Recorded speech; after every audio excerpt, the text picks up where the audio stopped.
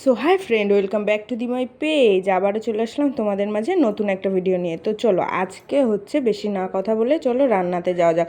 আর আজকে তোমাদের মাঝে কিন্তু আমি দুটো রেসিপি শেয়ার করব। একটা হচ্ছে পটল, মানে তেল পটলটা আমি কিভাবে করি, আর হচ্ছে একটা চিকেনটা। আজকে চিকেনটা একটু অন্যভাবে করব, তো তার জন্য ভাবলাম তোমাদের মাঝে শেয়ার করি।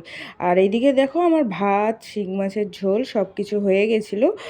আর আজকে কিন্তু মানে বৃহস্পতিবারের ভিডিও এটা। বৃহস্পতিবার সকালবেলা ছেলে স্কুলে চলে গেছিলো, আর আমি ব্রাশ ট্রাশ করে জামা কাপড় ছেড়ে একেবারে চলে গেছিলাম রান্নার কাছে। কারণ হচ্ছে তোমাদের দাদাভাই এর ছুটি ছিল না, তোমাদের দাদাভাই হচ্ছে ডিউটি যাবে, তো তার জন্য আমাকে তাড়াতাড়ি করে রান্না করতে হচ্ছিল।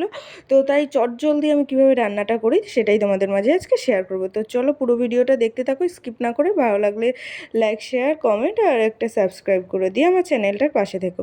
তো দেখতেই পেলে আমি প্রথমেই কিন্তু একটা কড়াইতে আমি দিয়ে দিয়েছি, মানে উচ্ছে ভাজা বসিয়ে দিয়েছি। কারণ হচ্ছে উচ্ছে আলু ভাজাটা হচ্ছে আমার ছুটির দিনেই করা হয় বেশিরভাগ।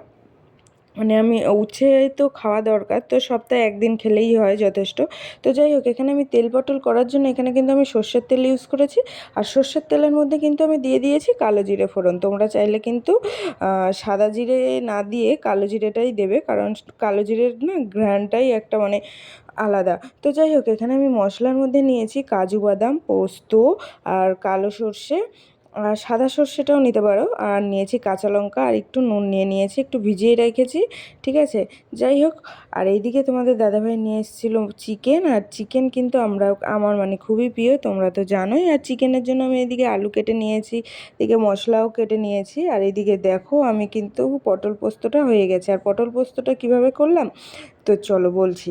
তো পটল পোস্তটা ওই যে মশলাগুলো করলাম না, ওই মশলাগুলো করে আমি ওর মধ্যে একটু বেশি করে জল দিয়ে আর হলুদ আর লঙ্কার গুঁড়ো দিয়ে আমি কিন্তু পটলটা ভাজা হয়ে যাওয়ার পরে দিয়ে দিয়েছি। তো তারপরে ঢাকা দিয়ে রেখেছি, হয়ে গেল পটল পোস্ত। আর নামানোর আগে একটু চিনি দিয়ে দিয়েছি।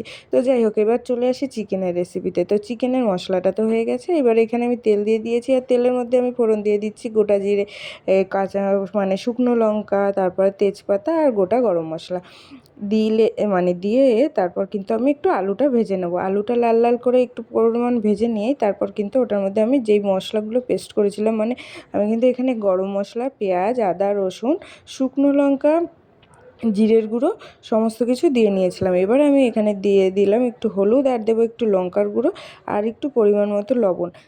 কষানোর সময় যদি লবণটা ঠিকঠাক মতো না দাও না, তাহলে ঠিক একটা মানে মশলাটা ঠিক মানে যেন জুতের হয় না।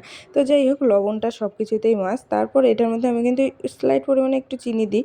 তো তোমরা কারা কারা চিনি দাও অবশ্যই কমেন্টে জানিও, আমি কিন্তু দিই। তো যাই হোক, এবার মাখা যেই মাখিয়ে মানে ম্যারিনেট করে রেখেছিলাম মাংসটা, যেটার মধ্যে আমি নুন, হলুদ, কাঁচা পেঁয়াজ দিয়ে ম্যারিনেট করে রেখেছিলাম, সেটাই একেবারে দিয়ে দিলাম। যেহেতু তাড়াতাড়ি রান্নাটা করতে হবে, তোমরা চাইলেও কিন্তু এমন মানে শর্টকাটে রান্নাটা সেরে ফেলতে পারো। আর হচ্ছে আলুটা না ভাজলে তোমাদের দাদাভাই আবার ক্যাক ক্যাক ক্যাক ক্যাক করে, তো তার জন্য আমি একটু আলুটা ভেজেই নিয়েছিলাম, নাহলে একবারেই বসিয়ে দিতাম। তো এই দেখো আমার মাংস মশলাটা কেমন কষে গেছে। আর আমার এদিকে মাংস কিন্তু প্রায় হয়েই গেছে। তো 10 মিনিটে হলো না, একসঙ্গে অনেকগুলো রান্নাই কিন্তু তোমাদের সাথে আজকে শেয়ার করলাম। তো ভিডিওটা কেমন লাগলো বন্ধুরা অবশ্যই কমেন্টে জানিও। লাল লাল ঝোল চিকেনের, দারুণ।